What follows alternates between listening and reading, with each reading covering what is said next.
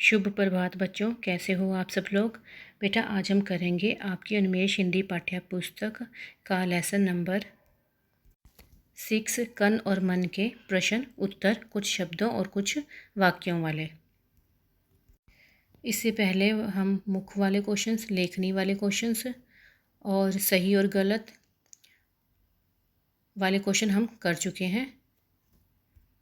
अब हम करेंगे कुछ शब्दों वाले क्वेश्चंस। देखो बेटा, फर्स्ट क्वेश्चन क्या है आपका, सर्दी की रातों में कौन ठिठुरता था तथा क्यों। अब देखो, जो सर्दी की रातें थी उस वक्त कौन ठिठुरता था। सर्दी की रातों में तो मन ही ठिठुरता था ना, ठंड से कांपता था, क्योंकि उसने क्या किया था, दिन के समय रजाई उसके पास थी और रात के समय किसके पास थी, कन के पास। तो इस वजह से जब रात होती थी तो रात में जो मन था वो ठंड से क्या करता था, कांपता रहता था। तो इसका आंसर हम कैसे लिखेंगे बेटा, सर्दी की रातों में मन ठिठुरता था क्योंकि रात में रजाई लेने अर्थात ओढ़ने की बारी कन की थी। फलदार पेड़ों का बंटवारा कैसे किया, ये नेक्स्ट क्वेश्चन है बेटा। फलदार पेड़ों के निचले हिस्से को मन ने ले लिया और पेड़ों के ऊपरी हिस्से को कन ने ले लिया।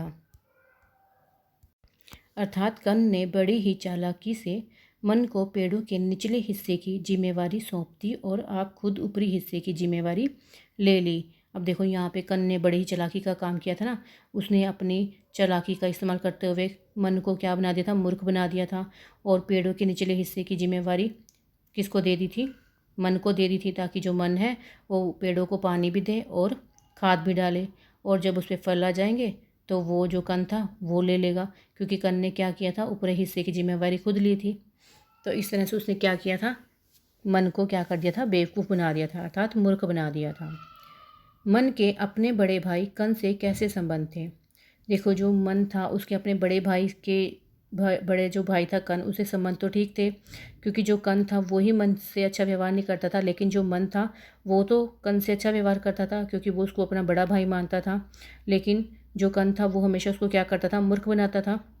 तो इसका आंसर हम कैसे लिखेंगे, मन के अपने बड़े भाई कन से संबंध ठीक थे, लेकिन कन मन के साथ अच्छा व्यवहार नहीं करता था।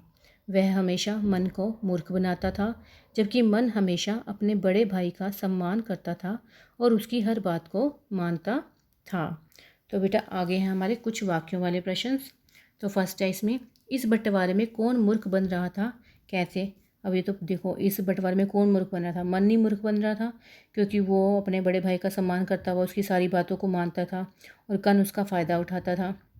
तो इसका आंसर हम कैसे लिखेंगे, इस बंटवारे में मन मूर्ख बन रहा था क्योंकि मन अपने बड़े भाई का सम्मान करता हुआ उसकी सारी बातों को मानता रहा और मूर्ख बनता रहा। कन के कहने पर ही मन ने रजाई को दिन में ओढ़ने का, गाय के पिछले हिस्से को लेने का और पेड़ों के निचले हिस्से को लेने का निश्चय किया था।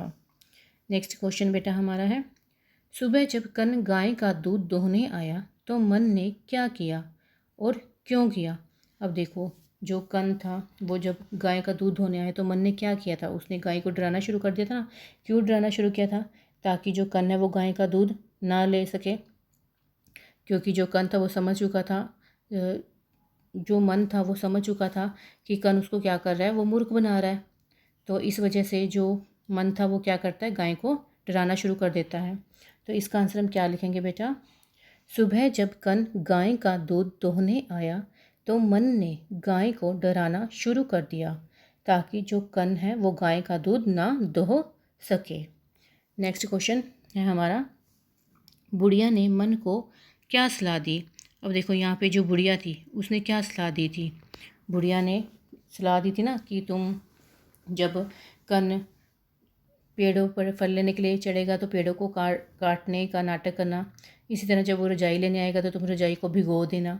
इसी तरह जब वो गाय को दूध धोने लगेगा तो तुम गाय को डरा देना। कहते कि अगर तुम ऐसा करोगे तो जो कन है वो तुम्हारे साथ क्या करेगा, बराबरी का बर्ताव करेगा। तो इसका आंसर हम कैसे लिखेंगे बेटा, बुढ़िया ने मन को सलाह दी कि तुम रजाई को दिन में भिगोकर रखना, ऐसा करने पर कन रात में चैन की नींद नहीं सो पाएगा और जब कन फल तोड़ने के लिए पेड़ पर चढ़ेगा तब तुम कुल्हाड़ी लेकर अपने पेड़ के निचले हिस्से को काटने के लिए जाना और जब वह गाय को दोहने लगे तो गाय को डराना। गाय दोहने में जब कन को दिक्कत होगी तो वह तुम्हें गाय को डराने से मना करेगा, तो तुम तब कहना कि गाय के अगले हिस्से का मैं मालिक हूँ और मैं अपने हिस्से के साथ जैसा चाहूँ कर सकता हूँ। इस तरह से तुम्हें कोई ऐतराज़ नहीं होना चाहिए। बुढ़िया ने कहा, जब तुम कन के साथ ऐसा करोगे तो कन अपनी सारी चालाकी को छोड़कर तुम्हारे साथ बराबरी का बर्ताव करने लगेगा। तो बेटा हमारे जो क्वेश्चन थे वो कंप्लीट हो चुके हैं। हमारे कुछ शब्दों वाले और कुछ वाक्यों वाले इस लेसन के क्वेश्चन थे वो ख़त्म हो गए हैं। तो आज के लिए इतना ही बेटा। ओके बेटा। तो आपने ये जो क्वेश्चन है इनके जो आंसर हैं वो आपने फेयर नोटबुक पर लिखने भी हैं और याद भी करने हैं। तो आज के लिए इतना ही। ओके बेटा।